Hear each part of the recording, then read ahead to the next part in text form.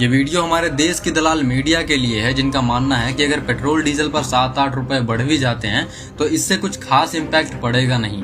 वैसे अगर ऊपर से देखा जाए तो 7 रुपए के इजाफे से कोई बहुत बड़ा फर्क नहीं पड़ता। अब ये वीडियो देखने के बाद मुझे ये चीज तो पता चल गया कि ये भी अपने पिताजी की तरह चौथी फेल है, जिसको ये तक नहीं मालूम है कि सिर्फ पेट्रोल डीजल के दाम बढ़ने से कितने चीजों पर इम्पैक्ट पड़ता है। सबसे पहले तो ट्रांसपोर्ट महंगा होगा। ट्रक, बस, ऑटो, कैब, हर एक चीज का फ्यूल कॉस्ट बढ़ जाता है। सब्जी और राशन के सामान भी महंगे हो जाएंगे, क्योंकि सामान को एक सिटी से दूसरे सिटी तक ले जाने में ट्रक का यूज होता है और ट्रक में डीजल ही यूज होता है। ऑनलाइन डिलीवरी चार्जेस भी बढ़ जाएंगे। Amazon, फ्लिपकार्ट, स्विगी, जोमेटो, हर एक प्लेटफॉर्म का डिलीवरी चार्ज तुरंत बढ़ जाएगा, क्योंकि डिलीवरी करने में जिन व्हीकल्स का यूज होता है वो फ्यूल पर ही चलते हैं। अब देखो, इसका सबसे बुरा इम्पैक्ट किसानों पर भी पड़ेगा। फ्यूल के दाम महंगे होने और फ्यूल ना मिलने की वजह से किसान खेती तक नहीं कर पाएंगे, क्योंकि ट्रैक्टर में भी फ्यूल ही यूज होता है। इन्फ्लेशन बढ़ता जाएगा और धीरे धीरे हर एक चीज महंगी हो जाएगी। जब तक मोदी जी पीएम नहीं बने थे तब अगर डीजल पेट्रोल के दाम 1 रुपए भी बढ़ जाते थे तो वो सीधा आकर खुला मीडिया के सामने बोलते थे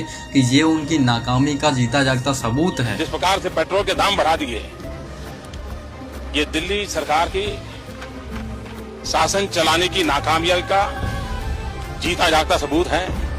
अभी सिर्फ 11-12 दिन के अंदर 8 रुपए डीजल पेट्रोल महंगा हुआ है।